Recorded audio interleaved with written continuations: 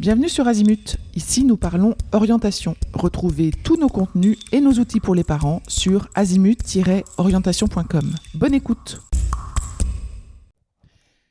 Et si je vous faisais un petit bilan de ce qui s'est passé depuis septembre? Parce qu'il s'en est passé des choses. Donc, il y a eu beaucoup de choses dans ma vie de maman, dans ma vie d'entrepreneur, dans ma vie de créatrice de contenu, et dans cette zone un peu floue où tout se mélange parfois, les enfants, le travail, les projets, les chiens, l'idiot, les tableaux, les podcasts, les partenaires, les maths du week-end et les grandes questions d'orientation. Alors avant de plonger dans mon rythme estival, j'avais envie de partager un bilan un peu plus personnel. Alors c'est pas un bilan parfait du tout, c'est pas un bilan lissé, c'est un bilan de vraie vie, de la vie de Perrine. Cette année, Timothée, notre fils, 16 ans, est rentré en seconde. À sa demande, il a intégré une pension à Rouen. Il avait déjà connu l'internat, mais dans un contexte très différent, une année passée en Angleterre, avec une pension qui ressemblait davantage à ce qu'on imagine d'une boarding school britannique. Des terrains de sport sur herbe, plusieurs heures d'activité physique par jour, un cadre très structuré autour du sport, etc. Bon, là en France, la réalité a été différente. Ici, la pension, c'est plutôt foot dans la cour de récréation entre deux études, et puis encore un peu de foot après le dîner. C'est pas exactement la même intensité. Alors Timothée s'est adapté à sa façon, il s'est replié sur la salle de gym. C'était pas ce qu'il avait imaginé, mais il a trouvé un espace qui lui convenait davantage, et maintenant il a des très beaux muscles. Sur le plan scolaire, disons les choses simplement, peut mieux faire. Ou alors je choisis une version plus positive en disant des progrès à poursuivre. Et là encore, je retrouve quelque chose que je vois souvent chez les jeunes que nous évoquons dans Azimut. L'orientation ne se construit pas seulement avec des notes, avec des bulletins ou avec des choix de spécialité. Elle se construit aussi dans la manière dont un adolescent apprend, travaille, résiste, contourne, se motive, se remotive ou pas. Cette année, Timothée a réussi à creuser une piste, le droit. L'intérêt était né à la rentrée lors d'une visite d'un salon, il avait accroché. Alors on avait pris cette piste au sérieux, il a fait 3 stages pour explorer cet univers. 3 stages, c'est pas rien à trouver. Un stage en droit des affaires, un stage en droit pénal, et puis un stage chez un commissaire-priseur. Bon, finalement, la conclusion, c'est que le droit ne lui plaît pas vraiment, ou plutôt, c'est pas seulement que le contenu ne lui plaît pas, c'est que ça correspond pas à sa manière d'apprendre, à sa manière d'entrer dans les études, et à sa façon d'appréhender le travail intellectuel. C'est une information très précieuse. Un stage qui permet de dire non, c'est pas un stage raté, c'est au contraire un stage très utile. Il évite de construire un projet sur une idée abstraite, sur une image séduisante ou sur un malentendu. Son stage de seconde, il le fera en juin dans un hôtel pendant 15 jours. C'est un autre secteur qui l'avait interpellé cette année et j'ai bon espoir que cet univers lui corresponde davantage par la variété des tâches, par le rythme, le dynamisme, le contact, le concret. Évidemment, je ne vais pas encore en tirer des conclusions tant qu'il n'a pas vécu l'expérience. Ça serait exactement l'erreur qu'on essaie d'éviter en orientation, décider trop vite, sur une image ou une intuition. Mais cette piste mérite clairement d'être testée et j'ai déjà en tête quelques journées portes ouvertes à faire avec lui l'année prochaine pour aller voir de plus près certaines formations, comprendre les attendus, observer les lieux, sentir les ambiances, etc. D'ailleurs, je vous rappelle au passage qu'il y a un calendrier de l'orientation chez Azimut qui est toujours disponible. Je sais qu'il vous plaît beaucoup et je comprends pourquoi, parce que quand on accompagne un adolescent, on a besoin de repères dans l'année, les salons, les journées portes ouvertes, les échéances Parcoursup, les choix de spécialité, les stages, les vacances, les temps forts à ne pas rater, etc. Alors sans calendrier, on subit, mais avec un calendrier, on anticipe un peu mieux. On reste sur Timothée, il a aussi fait une semaine d'essai pour un job d'été chez un poissonnier. Bon, ça s'est bien passé, mais finalement, ça sera un autre job d'été. Et là encore, on teste, on ajuste, on avance. Et puis, bien sûr, pour Timothée, il y a eu les amis, les fêtes, les discussions, les petits décrochages, les reprises. Et puis, maman qui se colle aux maths le week-end pour accompagner son fiston. Bon, là, je dois être honnête, je sens que j'ai atteint mes limites en maths. Fin de seconde, ouf. Je peux encore soutenir, encourager, aider à reprendre les bases. Mais je vois bien que je suis plus très loin du moment où il faudra passer le relais. Et si je peux passer le relais à Timothée tout seul, ça sera encore mieux. Timothée passe donc en première générale avec les spécialités maths, SES et LLCE anglais. On verra bien ce que donne cette combinaison. Elle a sa cohérence, mais elle demandera du travail forcément, et pas du travail fantasmé, du vrai travail, régulier, concret, celui que les adolescents n'ont pas toujours envie de fournir et que les parents ne peuvent pas faire à leur place. On passe à Charlotte. Charlotte, elle est entrée dans une autre phase de ses études, après 18 mois à l'étranger. Elle avait été faire un petit boulot au Royaume-Uni, un échange universitaire d'un trimestre en Finlande. D'ailleurs, les universités disent d'un semestre, mais en fait, c'est quand même que 3 mois. Et puis, un stage de 6 mois en Australie.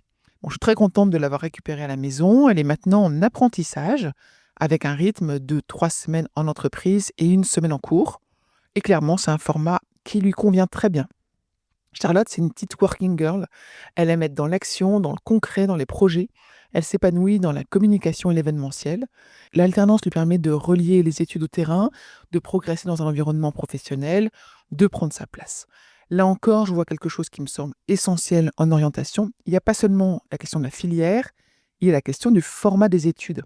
Certains jeunes ont besoin d'université, de temps long, de théorie, de recherche, et d'autres ont besoin de concret, d'entreprise, de rythme, de responsabilité, de mission réelle. Le bon choix donc n'est pas seulement quoi étudier, mais dans quel cadre vais-je réussir à apprendre et à grandir. Pendant que les enfants avancent, la maison, elle continue de vivre. On avait déjà Poppy, une labrador noire qui aura 5 ans cet été. Poppy, c'est la chienne la plus gentille, calme, douce et posée que vous pouvez rencontrer.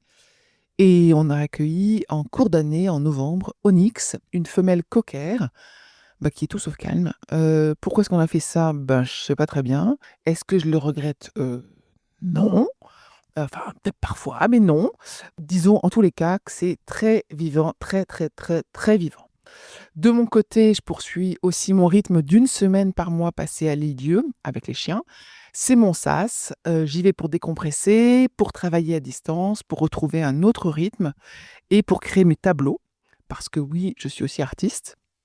J'ai fait une exposition, à la Toussaint, donc c'était sous la tempête et le froid. Je vous le confirme, quand on expose dans ces conditions, c'est quand même moins sympa que la même ambiance en plein été. Mais bon, je continue, et d'ailleurs, si vous passez par l'île-dieu cet été, j'exposerai à Saint-Sauveur, c'est un scoop, entre le 25 juillet et le 8 août. Alors si vous êtes dans le coin, passez me voir. Et puis si vous ne passez pas à l'île-dieu, vous pouvez venir découvrir cette autre facette de mon travail sur mon site perinsee.com. C'est mon site de Perrine Déchire, c'est mon nom d'artiste. Côté entrepreneurial, mon mari avance très fort avec sa start-up, c'est Merci Prosper. Il s'appuie sur des levées de fonds pour faire démarrer la fusée. C'est impressionnant à observer. Il y a une ambition, une vitesse, une mécanique de croissance très particulière. Avec Azimut, le modèle est différent. Moi, je compte davantage sur mes propres ressources, mes propres fonds, mes propres équilibres. De là à dire que c'est féminin, presque. En tout cas, c'est forcément moins rapide, moins spectaculaire et parfois plus frustrant. Mais bon, c'est aussi une construction patiente, solide, cohérente, avec ce que je veux défendre. C'est un média utile, indépendant, accessible, au service des parents. Et je dois dire qu'Azimut se porte bien. Il y a eu une petite déconvenue avec une alternante que je n'ai pas gardée dans les 45 jours qui permettent de rompre un contrat. Bon, je crois que le recrutement n'a jamais été mon point fort. Je suis sans doute trop dans l'affectif. En fait, moi, je veux croire, accompagner, donner sa chance. Mais bon, diriger une activité, c'est aussi poser un cadre, évaluer lucidement, décider vite quand ça ne fonctionne pas, et c'est ce que j'ai fait. Et à l'inverse, j'ai une grande joie cette année, c'est d'apprendre qu'Alexia, mon ancienne alternante, s'installait en freelance. Elle travaille désormais donc chaque mois une partie de son temps sur Azimut, et vous l'avez même peut-être déjà entendu dans certains épisodes, notamment dans la série sur le Crous, et puis les derrière, tous les éléments de communication, de contenu que vous voyez avec moi. Ça me réjouit beaucoup parce qu'il y a là une vraie continuité, une relation professionnelle qui évolue, qui mûrit et qui trouve une nouvelle forme. Sur Azimut, nous avons tenu notre calendrier éditorial annoncé à la rentrée. Chaque semaine, vous avez pu retrouver de nouvelles thématiques, de nouveaux articles, de nouveaux épisodes de podcast, des republications, des ressources et puis une newsletter que je prends toujours autant de plaisir à écrire. On approche maintenant les 1000 épisodes diffusés. Forcément, ça change aussi notre manière de travailler. Nous recevons moins de textes proposés spontanément par les professionnels de l'orientation parce que beaucoup de sujets ont déjà été abordés. On s'appuie davantage sur notre propre ligne éditoriale, sur des besoins que nous identifions chez les parents et sur des questions qui reviennent Et aussi, oui, il faut le dire, sur l'intelligence artificielle. Je préfère le dire clairement, on utilise régulièrement l'intelligence artificielle pour nous assister dans la production de contenu. Ça permet de structurer, de reformuler, de préparer, de comparer, de gagner du temps. Mais je vous l'assure, jamais sans relecture humaine, jamais sans vérification et jamais sans recul. L'IA, elle peut nous aider à produire, mais elle ne remplace pas le discernement, l'expérience, la responsabilité éditoriale. Et en tous les cas, sachez que l'IA ne remplace pas non plus le conseil en orientation. Et ça, on a déjà récemment fait des contenus sur le sujet. Cette année, on a eu des nouveaux guides qui sont venus enrichir la bibliothèque des téléchargeables, notamment 2 consacrés à l'IA et à l'orientation. Presque simultanément, on a lancé l'annuaire des professionnels de l'orientation. C'était l'un des derniers grands services que j'avais inscrit dans notre feuille de route. Je le trouve particulièrement utile et pratique. Il permet aux familles de trouver plus facilement des professionnels référencés selon leurs besoins, leur localisation et leur approche. Maintenant, il faut que le service trouve ses utilisateurs et ses clients. C'est souvent ça, l'entrepreneuriat. On imagine, on construit, on lance, et puis commence une autre étape qui est parfois moins visible mais décisive. C'est faire connaître, faire adopter et faire vivre. En parlant de clients, nos partenaires sont de plus en plus nombreux. Nous avons proposé cette année de beaux épisodes d'interviews pour présenter des écoles, des formations, des parcours, des témoignages d'alumni. Ces épisodes sont toujours clairement mentionnés comme sponsorisés. Et je vous le redis, nous conservons notre indépendance éditoriale et notre recul. Un partenariat ne signifie pas que nous renonçons à notre exigence. Mais ces partenariats sont aussi ce qui nous permet de rémunérer Alexia, de me rémunérer, de continuer à proposer gratuitement un grand nombre de contenus et de services aux familles. C'est un équilibre économique, c'est pas magique, ça repose sur du travail, de la confiance et de la transparence. On a également organisé plusieurs webinaires et on a développé un nouveau format qui me plaît beaucoup, qui repose sur les vraies questions des parents, parce que je réponds à des problématiques concrètes en live tout en enregistrant la séance pour que d'autres puissent ensuite en bénéficier. Très souvent, en effet, la question d'un parent rejoint celle de beaucoup d'autres. Derrière un cas particulier, il y a en effet souvent un enjeu plus large, c'est comment aider sans prendre le contrôle, comment accompagner sans projeter ses propres peurs, comment soutenir un jeune qui doute, comment trier les informations, comment décider sans chercher une garantie impossible, etc. Et c'est peut-être ça au fond qui guide le fil rouge de cette année. Je dois vous annoncer également que cette année, j'ai écrit un livre sur l'orientation pour aider les parents. Et j'ai la joie aussi de vous annoncer que c'est Hachette qui l'éditera. Il sort normalement en janvier 2027. Il me reste un peu de travail et je vais m'y consacrer là avant l'été. Côté famille, donc comme côté Azimut, rien ne s'est passé comme prévu. Timothée a exploré le droit, puis il a compris que c'était probablement pas sa voie. Il va maintenant tester l'hôtellerie. C'est une autre piste qui l'a interpellé. Charlotte, elle a trouvé dans l'alternance un format qui lui correspond.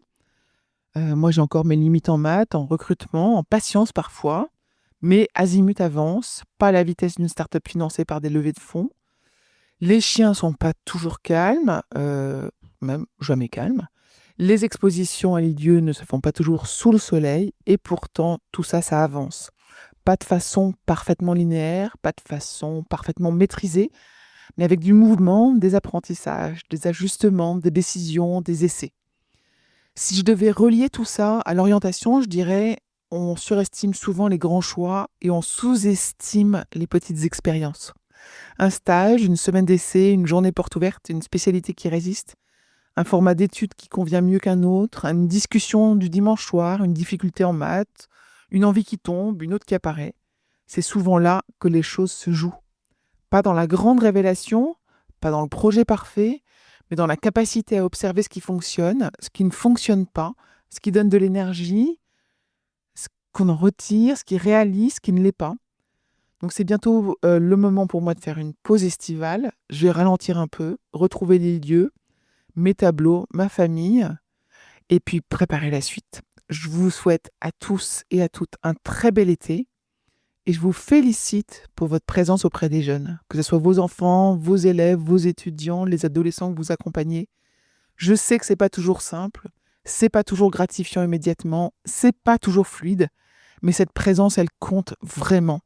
Et parfois, quand on a l'impression de ne pas faire grand-chose, on aide vraiment un jeune à avancer.